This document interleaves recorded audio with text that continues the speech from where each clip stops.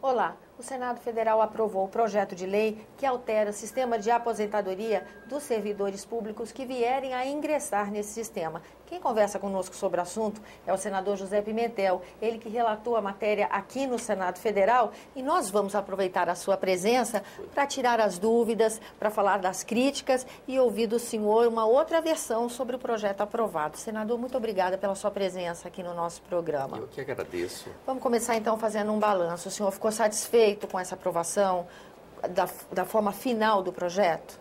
Nós estamos concluindo um ciclo de debate sobre a Previdência brasileira. Inicialmente, nós tivemos o cuidado de ter uma série de seguranças jurídicas com emendas constitucionais e leis complementares e agora estamos completando esse processo de maneira que nós passamos a ter regras iguais ou semelhantes para os trabalhadores da iniciativa privada, que é a ampla maioria, para o autônomo que contribua com a Previdência Pública brasileira, para o empresário que também contribui e para os servidores civis da União.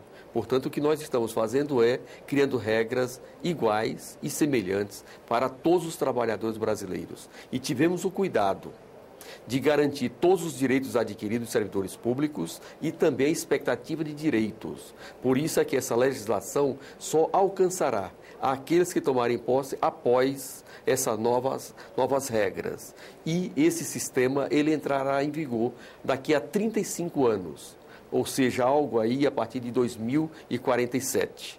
Estamos aproveitando esse momento de crescimento econômico para desativar um conjunto de medidas que iriam explodir.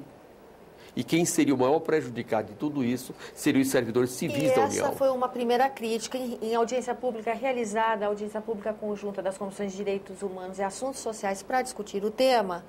Nós tivemos a presença de convidados que contestam essa informação, que falam que, na verdade, isto é uma falácia. Quer dizer, o senhor, como relator da matéria, obviamente discorda dessa fala, né? É muito fácil de saber quem está com a verdade. É só olhar o Orçamento Geral da União, que é aprovado todo ano. No ano de 2011, todo o desembolso, com 1.050.000 aposentados e pensionistas, somou 79 bilhões de reais.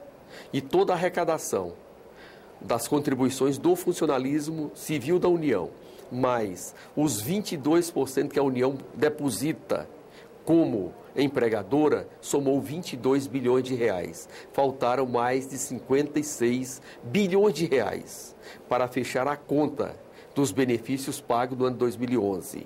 E esse processo, para que se tenha uma ideia, em 1995 era de apenas 10 bilhões de reais. Nesse curto espaço de tempo, de 95 a 2011, chegou a 79 bilhões de reais. E por que que isso aconteceu? Porque até 1990, 80% dos servidores civis da União eram seletistas, contribuía para o INPS, na época, hoje INSS, até o teto de 3.916, que é hoje. E nós, ao implantarmos o regime jurídico único, resolvemos dizer que a partir daquela data de 1991, todo servidor público civil da União se aposenta com o salário do mês independentemente da contribuição.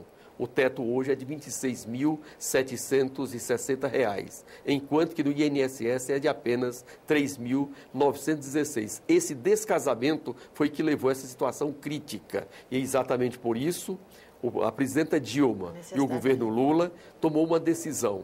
A sociedade brasileira vai pagar essa conta, mas nós precisamos criar regras para que no futuro não tenha esse processo difícil que nós estamos passando hoje. Por isso é que nós estamos assegurando todos os direitos adquiridos, todos aqueles que estão trabalhando no serviço público, que é a chamada expectativa de direitos, e valerá exclusivamente para aqueles que vão tomar posse. E as regras são as mesmas regras do trabalhador da iniciativa privada, do autônomo, do empresário, porque nós entendemos que é preciso um sistema republicano para não ter trabalhador de primeira e segunda categoria. Ou seja, pela regra que toda a sociedade agora vai seguir, R$ 3.916,20. Esse é o teto que vai ser pago pela Previdência. Se o servidor tiver interesse em ganhar mais que isso, contribui num fundo o tal do FUNPRESP, não é isso? Ou do Executivo, ou do Legislativo, ou do Judiciário. A partir daí, nós temos a Previdência complementar. Isso. E nessa Previdência complementar, a União, como empregadora,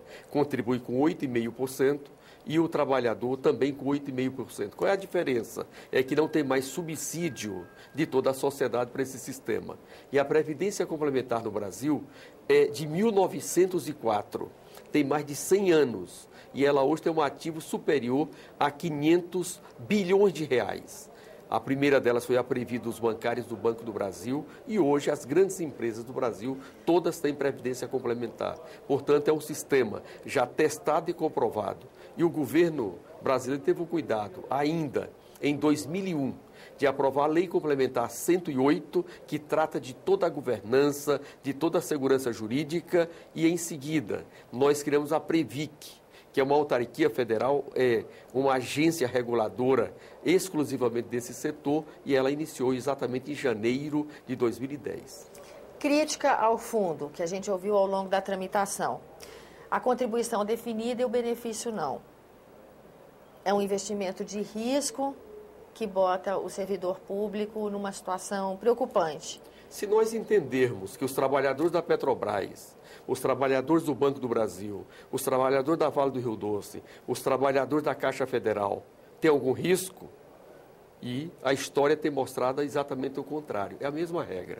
Portanto, é natural que nem Jesus Cristo conseguiu agradar a todos, mas nós estamos construindo um país republicano, numa sociedade extremamente injusta, em que alguns têm muitos privilégios e a ampla maioria paga uma contribuição e um imposto muito alto para bancar esses privilégios. Outra crítica, então, para a gente finalizar a nossa entrevista, que está sendo tão elucidativa de tudo que a gente ouviu ao longo da tramitação, né? Outros países tentaram essa iniciativa sem sucesso. Argentina, Chile, até mesmo Estados Unidos. São situações bem diferentes. Aqueles que comparam o sistema chileno, o sistema argentino com o sistema brasileiro, ou age de má fé ou não leu os sistemas. São totalmente antagônicos. Aliás, o Chile e a Argentina veio ao Brasil, pegaram série de subsídios para mudar seu sistema. Inclusive, quando eu era ministro da Previdência Social, em que, modéstia à parte, fiz uma mudança profunda na Previdência Pública brasileira, no atendimento das pessoas, na melhoria da qualidade das informações, e aquela Previdência Pública hoje é financeiramente equilibrada.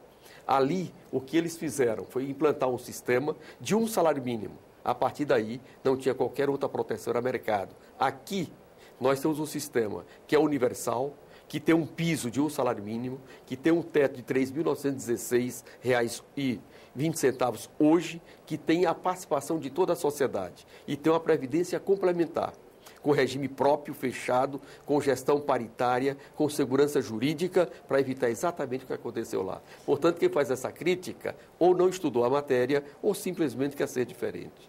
Senador, eu agradeço sua presença aqui, a oportunidade que a gente teve de esclarecer dúvidas que acabam surgindo quando a gente ouve críticas ao projeto. Mais uma vez, obrigada pela sua presença. Eu que agradeço. E a você que nos acompanha, obrigada pela atenção. Esse é o programa Argumento, e se você quiser falar conosco, 0800 61 2211, ligação gratuita, ou www.senado.gov.br/TV.